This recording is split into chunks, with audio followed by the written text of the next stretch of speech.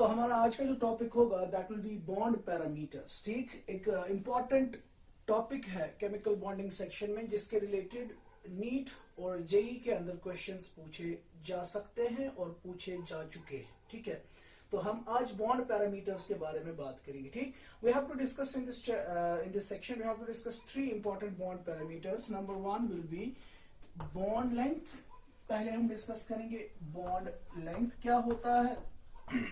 In fact इसके बारे में हमने ऑलरेडी डिस्कस किया हुआ है वीबीटी में, और बॉन्ड लेंथ किन किन फैक्टर्स पे डिपेंड करता है। ठीक है, और उसके रिलेटेड किस तरीके से क्वेश्चंस पूछे जा सकते हैं उनके बारे में हम बात करेंगे। इसी तरीके से we have to discuss number 2 दूसरा बॉन्ड पैरामीटर जो हम डिस्कस करेंगे, जो कि बहुत ही ज्यादा इंपॉर्टेंट है, that is bond angle. Bond angle के बारे में हम बात करेंगे। ठीक, इसी तरीके से तीसरा दैट इज बॉन्ड एनर्जी और बॉन्ड स्ट्रेंथ। बॉन्ड स्ट्रेंथ या बॉन्ड एनर्जी, इन 3 पैरामीटर्स के बारे में आज के लेक्चर में बात होगी। ठीक है, सो चलिए सबसे पहले हम स्टार्ट करते हैं number 1 that is the bond length. सबसे पहले हम बॉन्ड लेंथ के बारे में बात करेंगे। ठीक है, सो बॉन्ड लेंथ क्या होता है, हमने ऑलरेडी बताया हुआ है कि जब भी 2 एटम्स कोवेलेंट बॉन्ड बनाते हैं तो कोवेलेंट बॉन्ड बनाने के वक्त व्हाट हैपेंस देयर, एक एटम के एटॉमिक ऑर्बिटल्स का कुछ हिस्सा दूसरे एटम के एटॉमिक ऑर्बिटल्स के कुछ हिस्से के साथ पार्शियल ओवरलैप करते हैं। ठीक है, और जब ये पार्शियल ओवरलैप होता है तो कोवेलेंट बॉन्ड बनता है। उस कोवेलेंट बॉन्ड बनने के वक्त उन एटम्स के, कंबाइनिंग एटम्स के न्यूक्लियई के दरमियान की जो डिस्टेंस है, उस डिस्टेंस को हम बॉन्ड लेंथ का नाम देते हैं। मिसाल के तौर पर अगर हाइड्रोजन मॉलिक्यूल की हम बात करें, we have already discussed it in VBT as well as MOT. VBT के हिसाब से अगर हम देखें, हाइड्रोजन मॉलिक्यूल बना है 2 हाइड्रोजन एटम्स का। एक हाइड्रोजन एटम की भी कॉन्फ़िगरेशन 1s1, दूसरे हाइड्रोजन एटम की भी कॉन्फ़िगरेशन 1s1। ठीक, तो जब ये हाइड्रोजन एटम और ये हाइड्रोजन एटम आपस में नजदीक आएंगे, व्हाट विल हैपन, एक हाइड्रोजन एटम के 1s एटॉमिक ऑर्बिटल का कुछ हिस्सा दूसरे हाइड्रोजन एटम के 1s एटॉमिक ऑर्बिटल के कुछ हिस्से के साथ ओवरलैप करेंगे और इस तरीके से इनके दरमियान एक कोवेलेंट बॉन्ड बन जाएगा। ठीक, अब कोवेलेंट बॉन्ड बनने के बाद इनके कंबाइनिंग एटम्स के न्यूक्लियई के दरमियान की जो ये डिस्टेंस है, इस डिस्टेंस को हम नाम देते हैं bond length. We call it as bond distance, और इसको हम इंटर न्यूक्लियर डिस्टेंस का नाम भी देते हैं। ठीक है, अब यहां पे हमें देखना है कि बॉन्ड लेंथ जो है वो किन किन फैक्टर्स के ऊपर डिपेंड करता है। ठीक, तो will be discussing basically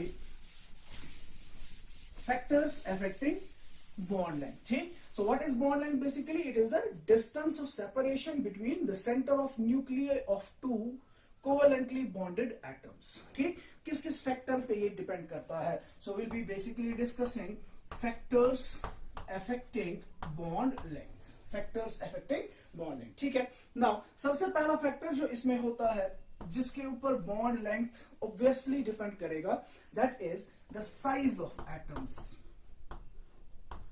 size of atoms. ठीक, जाहिर सी बात है, 2 कंबाइनिंग एटम्स के न्यूक्लियई के दरमियान कितनी डिस्टेंस होगी वो साइज ऑफ एटम्स के ऊपर भी डिपेंड करेगा। ठीक, अगर 2 एटम्स कंबाइन हो रहे हैं जिनका साइज इतना है, ठीक है, तो ये इसका न्यूक्लियस है और ये इसका न्यूक्लियस है। ठीक, और उसके कंपैरिजन में अगर 2 बड़े atoms, say for example this atom and this atom, they are combining, ठीक है, तो इसका न्यूक्लियस इधर होगा, इसका न्यूक्लियस इधर होगा, तो जाहिर सी बात है यहाँ पे जो इंटर न्यूक्लियर डिस्टेंस होगी वो ज्यादा होगी, और इसके केस में इंटर न्यूक्लियर डिस्टेंस क्या होगी, कम होगी। ठीक, so we can simply say that size of the atom, ठीक, we can say that bond length और साइज ऑफ द एटम्स के दरमियान क्या रिलेशन होगा, जितना साइज ऑफ द एटम ज्यादा होगा उतना बॉन्ड लेंथ भी ज्यादा होगी। So bond length is directly proportional to the size of atom. Bond length is directly proportional to the size of atom. ठीक, से फॉर एग्जाम्पल अगर हम कहें वी हैव F2 मॉलिक्यूल, ठीक, we have Cl2 molecule, we have Br2 molecule and we have I2 molecule.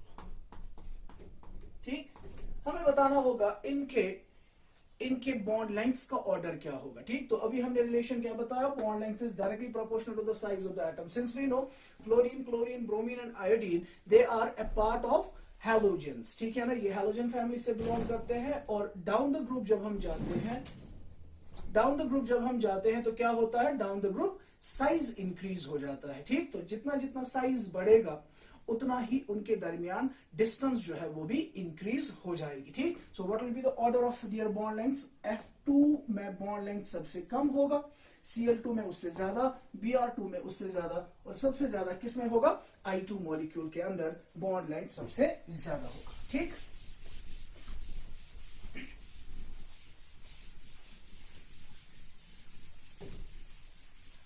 इसी तरीके से अगर हमें दिया गया हो, for example we have been given carbon carbon bond, nitrogen nitrogen single bond and an oxygen oxygen single bond.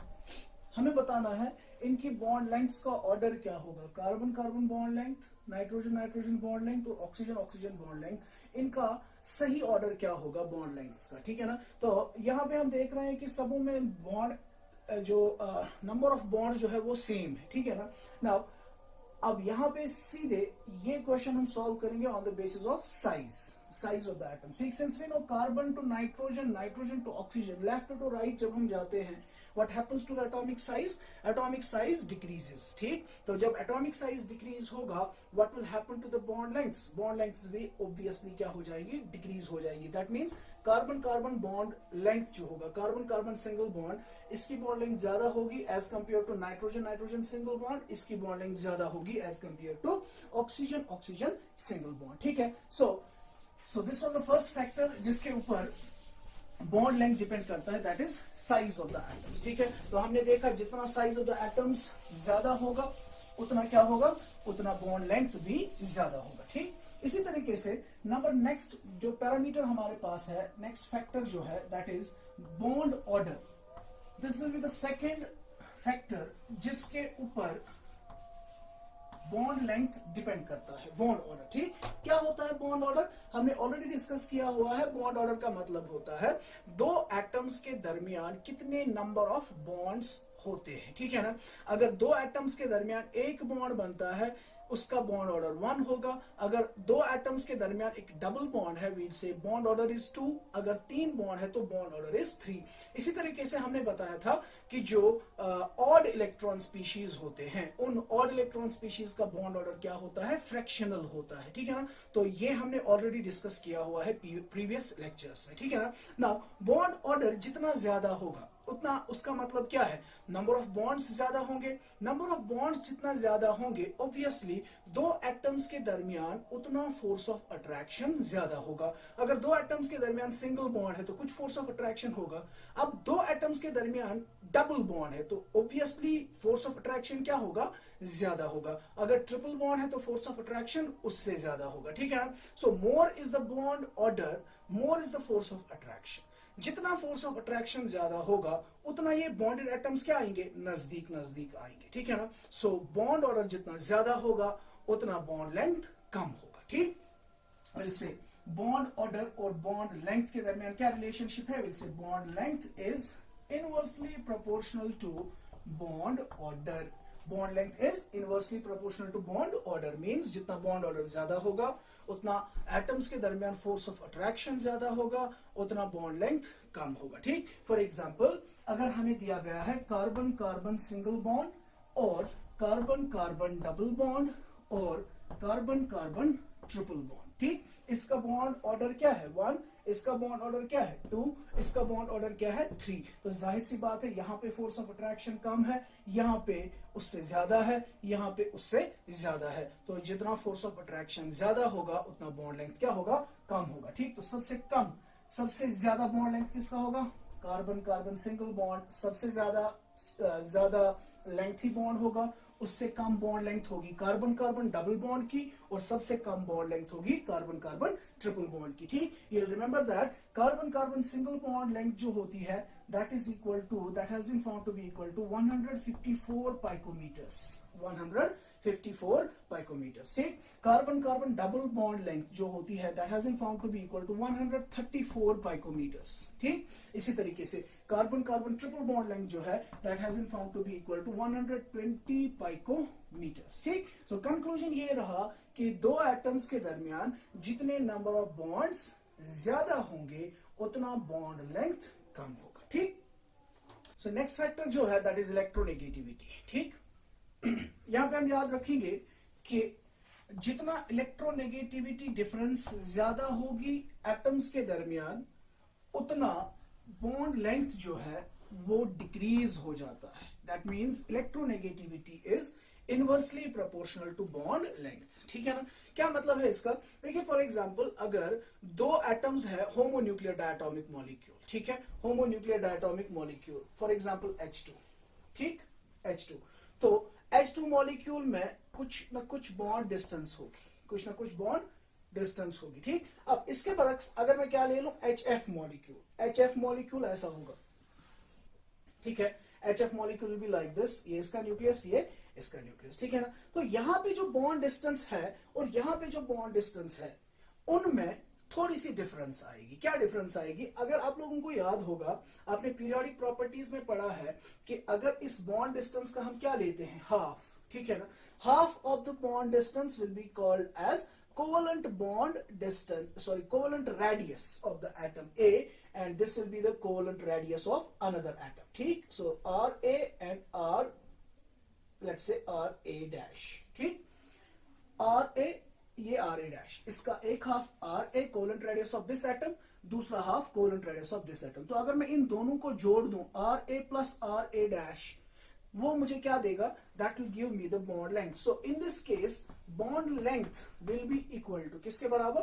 Covalent radius of atom A plus covalent radius of atom A dash. ठीक, लेकिन अगर मेरे पास एक हेटेरोन्यूक्लियर diatomic molecule है. ठीक, ये atom A है और ये एटम B है. ठीक है, नाउ चूंकि एटम B इलेक्ट्रोनेगेटिव है, इलेक्ट्रोनेगेटिव होने की वजह से ये क्या करेगा? ये इस शेयर पेयर ऑफ इलेक्ट्रॉन्स के ऊपर ज्यादा अट्रैक्शन करेगा. उस अट्रैक्शन की वजह से क्या हो जाएगा? उस अट्रैक्शन की वजह से जितना इसको ओवरलैप करना था ये उससे ज्यादा ओवरलैप करेगा. ठीक, दैट मींस वहां पे क्या होगा? इसका अगर मैं कोवेलेंट रेडियस ले लूं, ठीक है ना, तो यहां पे ओवरलैप होना जितना चाहिए था उतना नहीं होगा, उससे ज्यादा होगा. ठीक, तो ज्यादा ओवरलैप होने की वजह से क्या होगा? ये एटम्स जो है ये एक दूसरे के नजदीक आएंगे मोर देन नॉर्मल. ठीक है ना, सो दैट मींस वहां पे इलेक्ट्रोनेगेटिविटी होने की वजह से ज्यादा अट्रैक्शन होगा. ज्यादा अट्रैक्शन होने की वजह से क्या होगा? बॉन्ड लेंथ जो है न्यूक्लियर जो है दो एटम्स के वो ज्यादा नजदीक आएंगे. As a result of that bond length क्या हो जाएगी? डिक्रीज हो जाएगी. इसीलिए हमने बताया electronegativity is inversely proportional to bond length. ठीक, जितना इलेक्ट्रोनेगेटिविटी ज्यादा होगा उतनी बॉन्ड लेंथ क्या होगी? कम होगी. ठीक, मिसाल के तौर पर if we are given this set of molecules HF, HCl, HBr and HI. ठीक है, हमें बताना है कि इनके बॉन्ड लेंथ्स का ऑर्डर क्या होगा. तो यहां पे हम क्या देख रहे हैं? यहां पे हम देख रहे हैं fluorine, chlorine, bromine and iodine. ठीक है ना, तो फ्लोरीन इज मोर इलेक्ट्रोनेगेटिव. जितना इलेक्ट्रोनेगेटिविटी ज्यादा होगी उतनी बॉन्ड लेंथ क्या होगी? कम होगी. ठीक, उससे लेस इलेक्ट्रोनेगेटिव क्लोरीन, उससे लेस इलेक्ट्रोनेगेटिव ब्रोमीन, सबसे less electronegative iodine. So more is the electronegativity difference, smaller is the bond length. ठीक है, जितना इलेक्ट्रोनेगेटिविटी ज्यादा होगा बॉन्ड लेंथ उतना कम होगा. ठीक, इसी तरीके से अब इस इलेक्ट्रोनेगेटिविटी की वजह से बॉन्ड लेंथ कितनी कम हुई है? इस इलेक्ट्रोनेगेटिव डिफरेंस की वजह से क्या बॉन्ड लेंथ कितनी कम हुई है? जितनी होनी चाहिए थी उससे कितनी कम हुई है. ठीक है ना, उस बॉन्ड लेंथ को हम निकालते हैं on the basis of Stevenson Schomaker equation. We obtain the bond length in such molecules, जिन मॉलिक्यूल्स में क्या होगी? इलेक्ट्रोनेगेटिविटी डिफरेंस होगी. वहां पे हम निकालते हैं bond length on the basis of Stevenson Schomaker equation. Stevenson-Shoemaker equation. Stevenson Schomaker equation. तो स्टीवेंसन शूमेकर इक्वेशन किसके क्या होता है? Stevenson Schomaker equation says that DAB means bond length in case of heteronuclear diatomic molecule that will be equal to radius of atom A plus radius of atom B। ठीक, अगर homonuclear diatomic molecule होता तो कैसे हमने बताया था, that would have been simply RA plus RA'। ठीक है ना, यहां पे क्या होना चाहिए था, RA plus RB। बट चूंकि इलेक्ट्रोनेगेटिविटी की वजह से ज्यादा अट्रैक्शन हुआ, उस अट्रैक्शन की वजह से बॉन्ड लेंथ नॉर्मल के मुकाबले में कम हुआ, सो इलेक्ट्रोनेगेटिविटी की वजह से ही बॉन्ड लेंथ डिक्रीज हुई। अब कितना इंपैक्ट पड़ा इलेक्ट्रोनेगेटिविटी का, that is given by Stevenson Schomaker equation. And according to this equation, bond length in such cases will be equal to RA plus RB minus 0.09 delta chi। delta chi, what is delta chi? Delta chi means the electronegativity difference। जितना ज्यादा electronegativity difference होगी, ठीक, उतना ये term बढ़ जाएगा, तो उतना RA plus R में से ज्यादा डिक्रीज हो जाएगा, तो नेट DAB का वैल्यू क्या होगा, कम हो जाएगा। ठीक, more is the electronegativity difference, lesser will be the bond length। ठीक, इसी तरीके से नेक्स्ट हमारा जो इसमें एक और फैक्टर है जिसपे बॉन्ड लेंथ डिपेंड करता है, that is hybridisation.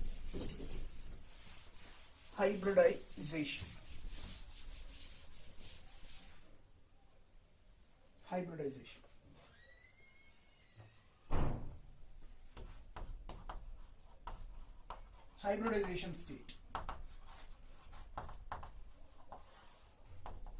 Now hybridization हमने देखा है, hybridization can be sp, it can be sp3, it can be sp3d, sp2, it can be sp3, it can be sp3d, sp3d2। ठीक है, फिर हमने वहां पे बात की थी परसेंटेज s कैरेक्टर की।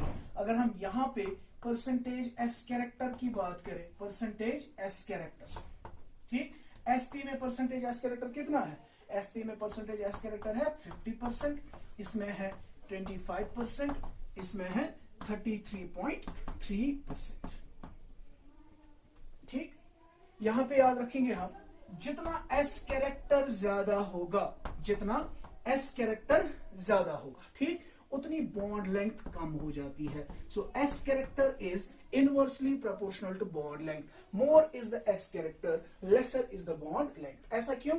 S कैरेक्टर जितना ज्यादा होगा, ठीक, उतना आपको पता है, आपने पढ़ा है कि penetration effect of S orbitals is more. Penetration का मतलब होता है कि वो इलेक्ट्रॉन डेंसिटी न्यूक्लियस के ज्यादा करीब होती है। तो अगर हाइब्रिड ऑर्बिटल्स है sp, sp2 और sp3, sp में परसेंटेज s कैरेक्टर ज्यादा है, मतलब इसमें पेनिट्रेशन ऑफ इलेक्ट्रॉन डेंसिटी ज्यादा होगा, वो न्यूक्लियस के ज्यादा करीब होगा, उस पे फोर्स ऑफ अट्रैक्शन ज्यादा होगा, उसकी वजह से बॉन्ड लेंथ क्या होगी, कम होगी। जितना डिक्रीज होगा s कैरेक्टर, उतना फोर्स ऑफ अट्रैक्शन कम होगा, उतनी बॉन्ड लेंथ इंक्रीज हो जाएगी। So more is the s character, smaller will be the bond length. ठीक, फॉर एग्जांपल अगर हमें इनका ऑर्डर बताना है, you have this carbon carbon bond length का सही ऑर्डर हमें बताना है, ठीक है ना। You have this one, for example you have another one, ठीक, एक और है, say for example you have been asked to give the correct order of the bond length, carbon carbon bond length. अगर आप यहां पे ध्यान से देखें तो कार्बन कार्बन यहां पे भी सिंगल बॉन्ड है, यहां पे भी सिंगल बॉन्ड है, यहां पे भी सिंगल बॉन्ड है, ठीक है। उसके बाद हम देखते हैं साइज ऑफ द एटम्स, क्योंकि सभी कार्बन कार्बन एटम्स ही है, तो यहाँ पे साइज से डिटरमाइन नहीं होगा, ठीक है। उसके बाद हम कहां पे जाएंगे, we'll go to the percentage S character. देखिए अगर आप देखें इस कार्बन और इस कार्बन को, what is the steric number, 1 2 3 4, ठीक, तो इसकी हाइब्रिडाइजेशन क्या होगी, sp3, इसकी भी हाइब्रिडाइजेशन क्या है, sp3। So here the bond is between 2 sp3 hybrid carbon atoms, ठीक। यहां पे देखिए इसका क्या होगा, sp3 1 2 3 4, what about this one 1 2 and 3, this is sp2, what about this one 1 2 3 4 sp3, and what about this one, this has 1 and 2 sp, तो ये जो बॉन्ड है ये बन रहा है दो sp3 हाइब्रिड कार्बन एटम्स के दरमियान, ये बॉन्ड बन रहा है sp2 और sp3 हाइब्रिड कार्बन एटम के दरमियान, ये sp और sp3 हाइब्रिड कार्बन एटम के दरमियान। तो यहाँ पे भी इस कार्बन एटम और इस कार्बन एटम का परसेंटेज कैरेक्टर कितना है 50%, इसका भी 50%, सॉरी इसका भी 33.3%, इसका भी 33.3%, यहाँ पे इसका 33.3%, लेकिन इसका कितना, सॉरी मैंने गलत बताया, इनका 25%, यहां पे मैंने गड़बड़ की है, सो ये ऐसे है, सॉरी इसको प्लीज करेक्ट करिए। sp2 में है 33.3% और sp3 में है 25%, ठीक।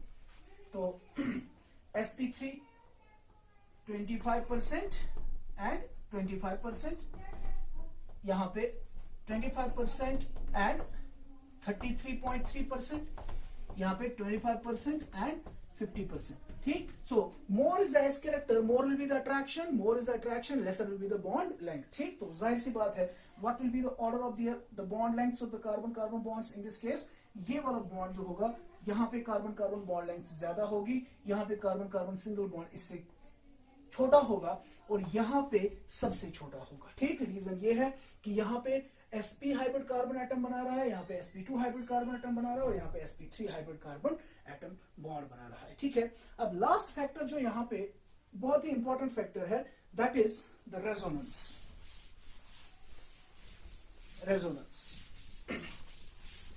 तो थोड़ा सा ब्रीफ आइडिया हम यहाँ पे देंगे रेजोनेंस के बारे में।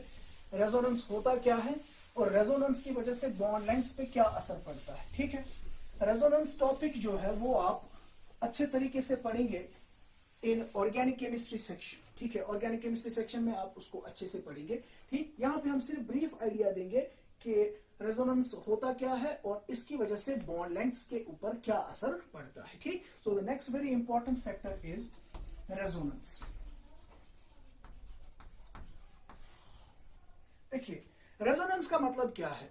रेजोनेंस एक ऐसा फिनोमेना है जो उस वक्त इनटू एक्शन आ जाता है जब हमारे पास कोई ऐसा मॉलिक्यूल हो जिस मॉलिक्यूल के लिए एक से ज्यादा लिव स्ट्रक्चर्स पॉसिबल होते हैं, ठीक है ना। मिसाल के तौर पर अगर मैं O3 मॉलिक्यूल की बात करूं, ओजोन मॉलिक्यूल, ठीक। ओजोन मॉलिक्यूल की अगर हम बात करें तो ओजोन मॉलिक्यूल का अगर आप लिव स्ट्रक्चर बनाने की कोशिश करेंगे, उसका लिव स्ट्रक्चर ऐसे होगा, एक ऑक्सीजन, दूसरा ऑक्सीजन, तीसरा ऑक्सीजन। इस ऑक्सीजन के पास कितने इलेक्ट्रॉन्स, इस ऑक्सीजन के पास 6 इलेक्ट्रॉन्स है, ठीक है। 1 2 3 4 5 6, इसके पास भी 6 इलेक्ट्रॉन्स है, इसके पास भी 6 इलेक्ट्रॉन्स है, ठीक। तो अगर आप देखें इसको 2 बॉन्ड्स बनाने, इसको भी 2 बॉन्ड्स बनाने, इसको भी 2 बॉन्ड्स बनाने, ठीक। सो व्हाट विल हैपन, ये अपने 2 इलेक्ट्रॉन्स इसके 2 इलेक्ट्रॉन्स के साथ शेयर करेगा, फाइन, ठीक है ना।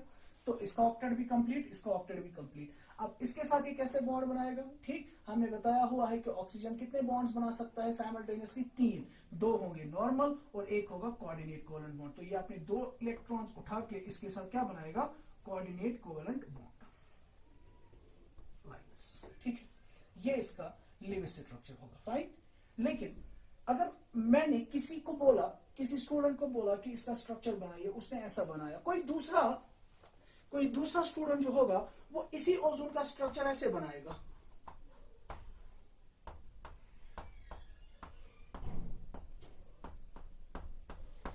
लाइक दिस, ठीक है ना।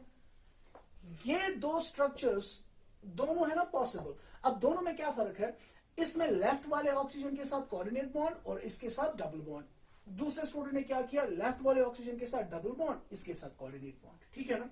नाउ अगर हम इन मॉलिक्यूल्स के स्ट्रक्चर्स की तरफ देखें, ठीक, तो यहाँ पे कितनी तरह की बॉन्ड लेंथ्स होंगी। एक है ना ये bond oxygen oxygen double bond जो इसमें भी है, दूसरा है ऑक्सीजन ऑक्सीजन सिंगल बॉन्ड जो इसमें भी है, ठीक है। तो अगर हम नॉर्मली देखें ऑक्सीजन ऑक्सीजन डबल बॉन्ड की जो बॉन्ड लेंथ होती है दैट इज इक्वल टू 121 पाइकोमीटर्स।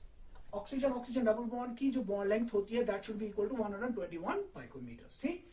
और ऑक्सीजन ऑक्सीजन सिंगल बॉन्ड की जो बॉन्ड लेंथ है दैट इज इक्वल टू 148 पाइकोमीटर्स।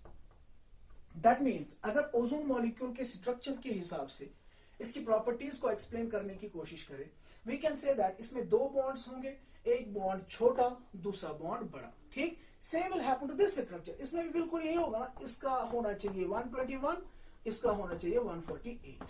मगर जब हम एक्सपेरिमेंटली इस ओजोन मॉलिक्यूल का स्ट्रक्चर देखते हैं, what we find is that, हम देखते हैं वहां पे कि ये दोनों बॉन्ड लेंथ्स जो होती हैं वो बराबर होती हैं, and that has been found to be equal to 128 picometer. That means असल में जो ओजोन मॉलिक्यूल के अंदर दो बॉन्ड्स है, उनमें एक छोटा एक बड़ा नहीं है, बल्कि दोनों बॉन्ड लेंथ्स जो है वो एक जैसी है, and it has been found to be equal to 128 picometers, that is in between 148 and 121। तो ऐसा क्यों हुआ है, ठीक है।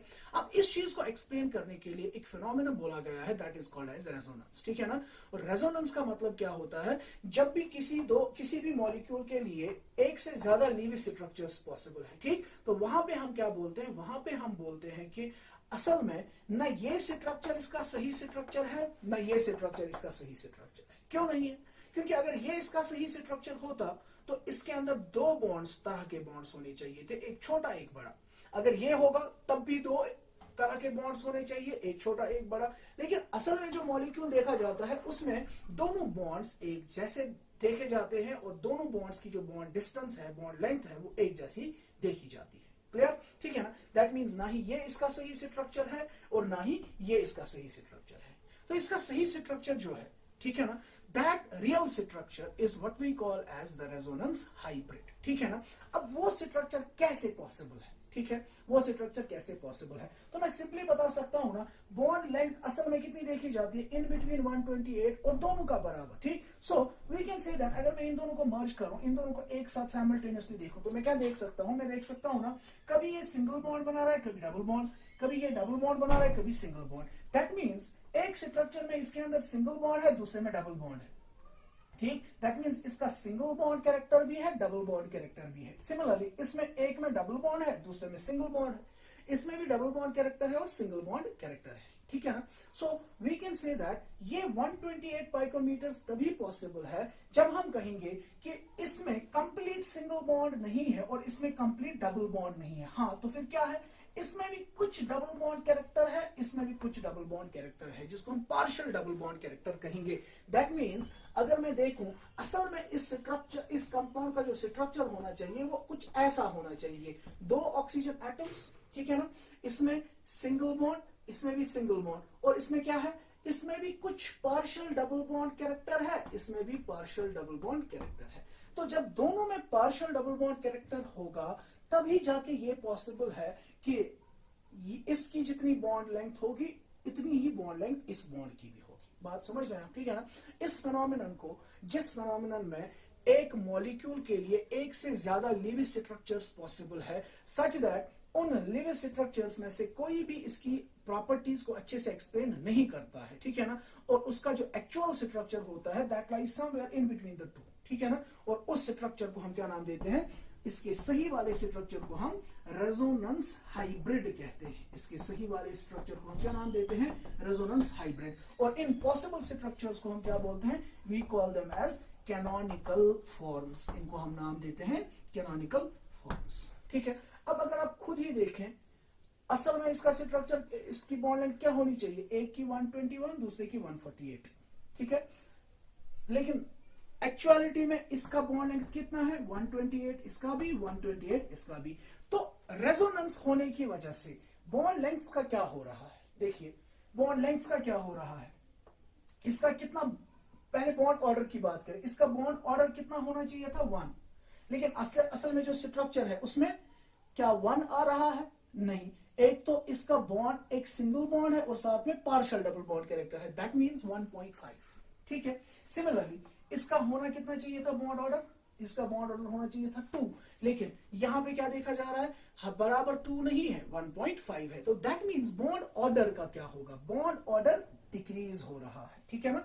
किसका डिक्रीज हो रहा है, डबल बॉन्ड का बॉन्ड ऑर्डर कम हो रहा है, लेकिन सिंगल बॉन्ड का बॉन्ड ऑर्डर बढ़ रहा है, सिंगल बॉन्ड का बॉन्ड ऑर्डर बढ़ रहा है, ठीक है ना। और अगर बॉन्ड लेंथ्स की बात करें, इसकी सिंगल बॉन्ड जिसका है उसका बॉन्ड लेंथ क्या हो रहा है, कम, और जिसका डबल बॉन्ड है 121, उसका बॉन्ड लेंथ कितना हो रहा है, इंक्रीज हो रहा है। तो कंक्लूजन ये हुआ, रेजोनेंस की वजह से क्या होगा सिंगल बॉन्ड की बॉन्ड लेंथ बढ़ जाएगी और डबल बॉन्ड की बॉन्ड लेंथ सिंगल बॉन्ड की बॉन्ड लेंथ कम हो जाएगी और डबल बॉन्ड की बॉन्ड लेंथ इंक्रीज हो जाएगी, ठीक है ना। और we can simply say that जिस मॉलिक्यूल में रेजोनेंस होगा उस मॉलिक्यूल में जो बॉन्ड लेंथ्स है, उस मॉलिक्यूल में जो बॉन्ड लेंथ्स है उनके ऊपर असर पड़ता है, ठीक। अगर लीविस स्ट्रक्चर्स में हम देखें, जिसके लीविस स्ट्रक्चर में जिसके पास सिंगल बॉन्ड होगा, रियलिटी में उसके अंदर पार्शियल डबल बॉन्ड कैरेक्टर आएगा, और जिसके पास डबल बॉन्ड कैरेक्टर होगा उसमें रियलिटी में पूरा डबल बॉन्ड कैरेक्टर नहीं बल्कि पार्शियल डबल बॉन्ड कैरेक्टर होगा। सो सिंगल बॉन्ड की बॉन्ड लेंथ कम हो जाएगी और डबल बॉन्ड की बॉन्ड लेंथ बढ़ जाएगी, ठीक है। जैसे फॉर एग्जांपल अगर मैं आपसे कहूं कि हमारे पास एक मॉलिक्यूल है, एक आयनिक स्पीशीज है CO3 ठीक। तो आप देखें क्या इसमें भी रेजोनेंस पॉसिबल है कि नहीं, जरा चेक करें आप। शाबाश। तो अगर मैं CO3 का स्ट्रक्चर दिखाऊं, हमने इससे पहले भी बनाया हुआ है, मैं जल्दी जल्दी से यहां पे ड्रॉ करूंगा। It can be like this, ठीक है।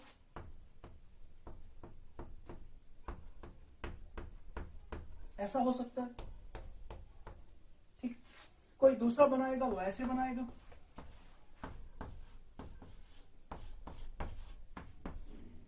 लाइक दिस, ठीक। कोई एक और इसका स्ट्रक्चर बना सकता है, वो ऐसे बना सकता है। जरा देख लीजिए, तीनों स्ट्रक्चर्स इक्वली प्रोबेबल है। इसमें भी एक डबल बॉन्ड है, दो सिंगल बॉन्ड्स है, डबल बॉन्ड है, दो सिंगल बॉन्ड्स है, डबल बॉन्ड है, दो सिंगल बॉन्ड्स। इसमें भी 2 नेगेटिव चार्जेस, इसमें भी 2 नेगेटिव चार्जेस और इसमें भी 2 नेगेटिव चार्जेस, ठीक है ना। लेकिन असल में अगर हम देखें, कभी इसमें डबल बॉन्ड कैरेक्टर है, कभी सिंगल बॉन्ड है, यहाँ पे भी सिंगल बॉन्ड है। इधर इसमें सिंगल बॉन्ड कैरेक्टर है, यहाँ डबल बॉन्ड है, यहाँ सिंगल बॉन्ड है। इसमें सिंगल बॉन्ड है, इधर सिंगल बॉन्ड है, लेकिन इधर डबल बॉन्ड है। सो दैट मीन्स ये डबल बॉन्ड जो यहाँ पे है ये फिक्स्ड नहीं है, ठीक है ना। ये क्या कर रहा है, ये पूरे मॉलिक्यूल के ऊपर घूम रहा है, ठीक है ना। ये डबल बॉन्ड, ये electron density, pi electron density जो है ये क्या कर रही है, पूरे मॉलिक्यूल के ऊपर घूम रही है, ठीक। तो इसका जो रेजोनेंस हाइब्रिड होगा वो कुछ ऐसे होगा। कार्बन, अब देख सकते हैं आप यहाँ पे double bond, single bond, single bond. इसमें single bond, double bond, single bond. इसमें single bond, single bond, double bond, ठीक। सो दैट मीन्स हर किसी के पास एक बॉन्ड तो फिक्स्ड है, एक बॉन्ड तो फिक्स्ड है, लेकिन ये वाला बॉन्ड फिक्स्ड नहीं है, ठीक। ये कभी इधर है, कभी इधर है, कभी उधर है, ठीक है। As a result of that we can say इसमें जो ये डबल बॉन्ड कैरेक्टर है ये पूरे मॉलिक्यूल के ऊपर घूम रहा है, लाइक दिस, पूरे मॉलिक्यूल के ऊपर घूम रहा है। And what happens to the charge, इसमें नेगेटिव चार्ज इधर है और इधर है, इसमें नेगेटिव चार्ज यहाँ है और यहाँ है, इसमें नेगेटिव चार्ज यहाँ है और यहाँ है, ठीक है। तो दैट मीन्स ये दो नेगेटिव चार्जेस जो है ये पूरे मॉलिक्यूल के ऊपर घूम रही है, ठीक। 2 नेगेटिव चार्जेस क्या कर रही है, पूरे मॉलिक्यूल के ऊपर घूम रही है, ठीक है। तो अगर हम इनका कंट्रीब्यूशन देखें, इनका कंट्रीब्यूशन क्या होगा, इस पे कितना कंट्रीब्यूशन होगा, इस पे कितना कंट्रीब्यूशन होगा और इस पे कितना कंट्रीब्यूशन होगा। टोटल कितनी चार्जेस घूम रही है, 2 माइनस। ये 2 माइनस चार्जेस जो है कितने एटम्स के ऊपर घूम रही है, 3 एटम्स के ऊपर। तो कंट्रीब्यूशन एक के ऊपर कितना होगा, -2/3। तो यहाँ पे चार्ज जो होगी -2/3, यहाँ पे चार्ज जो होगी -2/3, यहाँ पे चार्ज जो होगी -2/3। ये इसका असल में स्ट्रक्चर होगा, इसका रेजोनेंस हाइब्रिड होगा, ठीक। तो अगर आप इस रेजोनेंस हाइब्रिड की तरफ देखें, इसमें भी पार्शियल डबल बॉन्ड कैरेक्टर, इसमें भी पार्शियल डबल बॉन्ड कैरेक्टर, इसमें भी partial double bond character. As a result of that यहाँ पे डबल बॉन्ड है, ठीक, लेकिन यहाँ पे क्या है, पार्शियल डबल बॉन्ड कैरेक्टर। यहाँ पे सिंगल बॉन्ड है, यहाँ पे पार्शियल डबल बॉन्ड, यहाँ पे सिंगल बॉन्ड है, यहाँ पे partial double bond character. That means फिर से क्या हो रहा है, इसकी बॉन्ड लेंथ कम होनी चाहिए, इसकी ज्यादा होनी चाहिए, मगर यहाँ पे सबों की बॉन्ड लेंथ क्या होगी, एक जैसी होगी। And that will be in between double bond and single bond length, ठीक है ना। तो दैट मीन्स जिस मॉलिक्यूल में भी रेजोनेंस होगी उसमें single bond character, single bond की जो बॉन्ड लेंथ है वो डिक्रीज हो जाएगी और डबल बॉन्ड की जो बॉन्ड लेंथ है वो इंक्रीज हो जाएगी, ठीक है ना। सो इस तरीके से हमने कुछ इंपॉर्टेंट फैक्टर्स डिस्कस किए जो कि बॉन्ड लेंथ को अफेक्ट करते हैं, ठीक। नेक्स्ट हमारा जो पैरामीटर होगा that will be bond angle.